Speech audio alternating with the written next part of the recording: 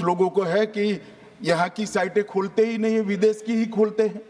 तो अब विदेश में तो इसकी अर्ली वार्निंग सिस्टम आएगी नहीं, हमारी साइट देखनी पड़ेगी। मान्यवर वर्षा, एक मिनट आप सुनो भाई, मैंने ध्यान से आपको सुना है, सुनिए जरा। नो प्लीज, इस तरह से नहीं चलेगा, सदन है। Early warning early warning early warning early warning बोलते ही गए। अंग्रेजी में जितने भी गंभीर प्रकार के शब्द है अपने भाषण में डालकर इसको बताया गया। मैं सदन के सामने स्पष्टता करना चाहता हूं, 23 जुलाई को केरल सरकार को अर्ली वार्निंग भारत सरकार की ओर से दी गई थी। 23 जुलाई को 7 दिन फिर 24 को गई, फिर 25 को गई, 26 तारीख को मान्यवर ये कहा गया कि 20 सेंटीमीटर से ज्यादा वर्षा होगी, भारी वर्षा होगी, लैंडस्लाइड होने की संभावना है, मड भी रस होकर आ सकता है और लोग इसके अंदर दबकर मर भी सकते हैं।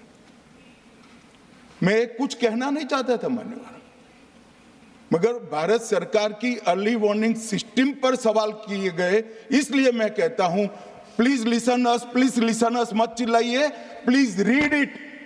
जो वार्निंग भेजा है उसको पढ़िए जरा। और इस देश में कई राज्य सरकारें ऐसी हैं जिन्होंने इस प्रकार की वार्निंग का उपयोग कर जीरो कैजुअलिटी डिजास्टर मैनेजमेंट किया है। आज सदन को बताना चाहता हूं, 23 तारीख को ही मेरे ही अनुमोदन से 9 एनडीआरएफ की टीमें केरल के लिए रवाना हो गई थी कि वहां लैंडस्लाइड आ सकता है। भारत सरकार ने 9 एनडीआरएफ की टीमें विमान से वहां भेजी। मैं पूछ सकता हूं मान्यवर, इतना मुझे पूछते हैं सारे लोग, केरल सरकार ने क्या किया? अनधिकृत लोग रह रहे थे, नहीं रह रहे थे, मगर वल्नरेबल सिचुएशन तो थी। इनको शिफ्ट किया गया क्या? क्यों नहीं किया गया? कौन रोकता था? और शिफ्ट किया तो मरे कैसे? शिफ्ट पहले नहीं किया गया है, बाद में किया गया है। जितना बोलोगे उतना नुकसान होगा। मैं बोलना नहीं चाहता, परंतु जब आप आरोपात्मक तरीके से बात करते, मैं शांति से यहां बैठकर सुनने ही आया। में से 4619 करोड़ रुपया हमने रीएम्बर्स कर दिया है, मगर वहां थोड़ा प्रॉब्लम है हिसाब भेजने में। अब वो तो मैं अच्छे से नहीं कर सकता साहब, बंगाल ने ही करना पड़ेगा। अकाउंट देना पड़ता है तो सरकार है, कोई पॉलिटिकल पार्टी नहीं है ना। सरकार के कुछ रूल्स होते हैं, रेगुलेशन होते हैं, अकाउंटिंग सिस्टम होती है, एजी का ऑडिट होता है। हम किसी को नहीं मानेंगे तो थोड़ी तकलीफ आएगी, मगर धीरे धीरे आदत पड़ रही है, इंप्रूवमेंट आया है। The Honorable Minister of State in the Ministry of Home Affairs, Honorable Minister, Honorable Home Minister. सभापति महोदय, स्टेटमेंट जो है भारत सरकार का वो नित्यानंद जी ही बताएंगे, मगर मैं कुछ चीज़ों की स्पष्टता करने के लिए आपकी अनुमति से इस सदन के सामने खड़ा हुआ। सबसे पहले इस घटना में जितने भी लोग हताहत हुए हैं, जो घायल हुए हैं, वो सभी के परिवारजनों के साथ मैं मेरी संवेदना व्यक्त करना चाहता हूं और बड़े दुख के साथ आज मैं उनके प्रति अपार संवेदना के साथ इस सदन में खड़ा हुआ हूं। जैसा मैंने पहले कहा कि सरकार की ओर से जवाब श्री नित्यानंद राय ही देने वाले हैं। जब यहाँ पर 1 घंटे की चर्चा आपने अनुमोदित की, तब मुझे था कि आज का दिन शायद राजनीति से परे रहेगा, इस पर राजनीतिक टीका टिप्पणियां नहीं होगी। खैर, उद्देश्य से या जानकारी के अभाव से कुछ टिप्पणियां भी हुई और कुछ सदन को पूरा देश देखता है, इसलिए देश के सामने कोई गलतफहमी न हो जाए, इसलिए मैं स्पष्टता करने के लिए खड़ा हुआ।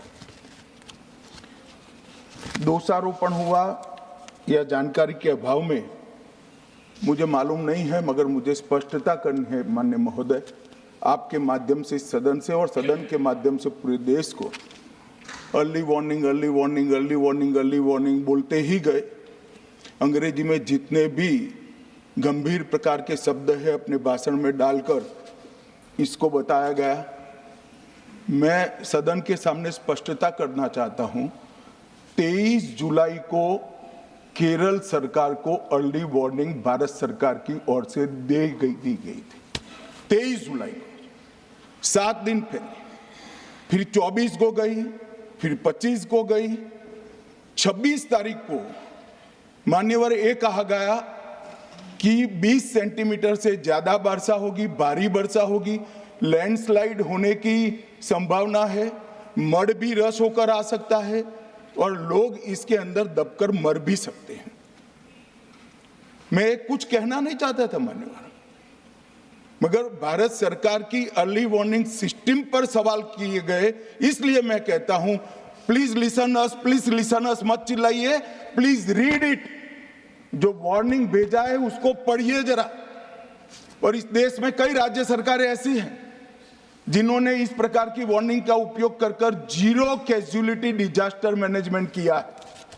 मैं ओडिशा राज्य सरकार के लिए भी, उस वक्त हमारी नहीं थी, नवीन बाबू की थी, हमने 7 दिन पहले साइक्लोन का अलर्ट भेजा, सिर्फ एक व्यक्ति मारा गया, वो भी गलती से मारा गया। गुजरात सरकार को हमने साइक्लोन का अलर्ट 3 दिन पहले भेजा, एक पशु भी नहीं मरा साहब। मगर मैं बड़ी विनम्रता के साथ कहना चाहता हूं कि आप जो घिसे पिटे शब्द यहां लेकर आए हैं और डिमांड ही करते जा रहे हैं, अर्ली वार्निंग सिस्टम है। भारत सरकार ने 14 के बाद अर्ली वार्निंग सिस्टम के लिए 2000 करोड़ रुपया खर्च किया है और इसको साझा किया जाता है मान्यवर। 7 दिन पहले हर राज्य को सूचना भेजी जाती है और वो सूचना साइट पर सबके लिए भी उपलब्ध है, मान्य सांसदों के लिए भी उपलब्ध है। मगर कुछ लोगों को है कि यहाँ की साइटें खोलते ही नहीं है, विदेश की ही खोलते हैं। तो अब विदेश में तो इसकी अर्ली वार्निंग सिस्टम आएगी नहीं, हमारी साइट देखनी पड़ेगी मान्यवर। वर्षा, एक मिनट आप सुनो भाई, मैंने ध्यान से आपको सुना है, सुनिए जरा। नो डोंट ब्रदर प्लीज, इस तरह से नहीं चलेगा, सदन है। I will not allow. The facts and figures and details are being imparted. Please, मान्यवर, Honorable Minister. मैं तो उस उद्देश्य से ही कहता हूं इसको सुनकर सभी राज्य अलर्ट हो, अर्ली में अलर्ट हो जाए। मेरा किसी को ताना लगाने का आशय नहीं है।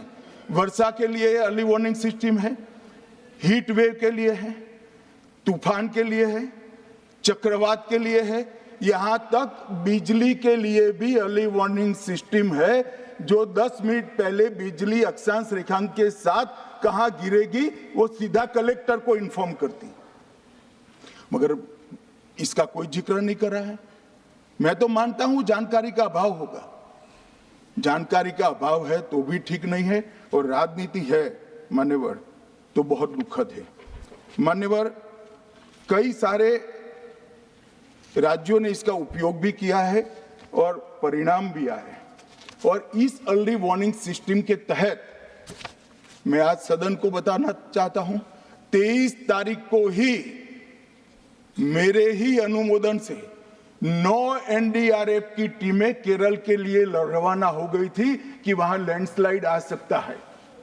भारत सरकार ने 9 एनडीआरएफ की टीमें विमान से वहां भेजी। मैं पूछ सकता हूं मान्यवर, इतना मुझे पूछते हैं सारे लोग, केरल सरकार ने क्या किया? अनधिकृत लोग रह रहे थे, नहीं रह रहे थे, मगर वल्नरेबल सिचुएशन तो थी।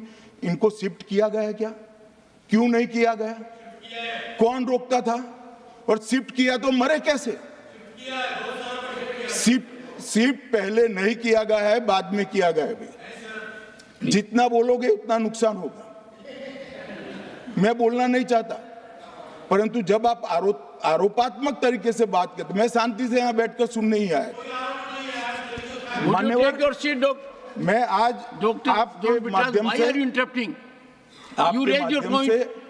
कहना चाहता हूं कि early warning system Narendra Modi ji 2014 में प्रधानमंत्री बने, 2016 से ये प्रोजेक्ट चालू हुआ और 23 तक दुनिया की सबसे आधुनिक अर्ली वार्निंग सिस्टम कहीं पर है तो भारत में।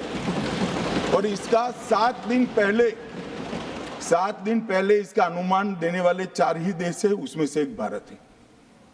मगर उसको पढ़ना पड़ता है, डिमांड करने से कुछ नहीं होता। मान्यवर, जो उन्होंने कहा कि भाई डिजास्टर के पैसे रिलीज करने का राज्य के साथ पास अधिकार नहीं है, वो गलत है। मान्यवर, मैं इसकी भी स्पष्टता करना चाहता हूं क्योंकि सदन का रिकॉर्ड साफ रहना चाहिए। एसडीआरएफ में 10% राशि कोई भी राज्य अपने हिसाब से अपनी गाइडलाइन से इश्यू कर सकता है और 100% राशि भारत सरकार की जो गाइडलाइन इश्यू हुई है, गाइडलाइन इश्यू के किसी भी परमिशन की भारत सरकार की जरूरत नहीं है, गाइडलाइन को सिर्फ फॉलो करना है। मगर जो ये डिजास्टर के पैसे हैं और कोई हेड के अंदर तो खर्च नहीं हो सकते, हमें इतना तो चेक एंड बैलेंस रखना पड़ेगा। तो फिर भी 10% खर्च तो डिजास्टर के नाम से कुछ भी आप करें कोई नहीं पूछता। 90% खर्च आप गाइडलाइन के हिसाब से डिजास्टर के लिए भारत सरकार की कोई परमिशन लेने की जरूरत नहीं। और बंगाल का भी कहा मान्यवर, डिटेल स्टेटमेंट नित्यानंद जी पढ़ेगी, मतलब मैं स्ट्रक्चर्ड स्टेटमेंट नहीं दे रहा हूं, सिर्फ स्पष्टताएं कर रहा हूं।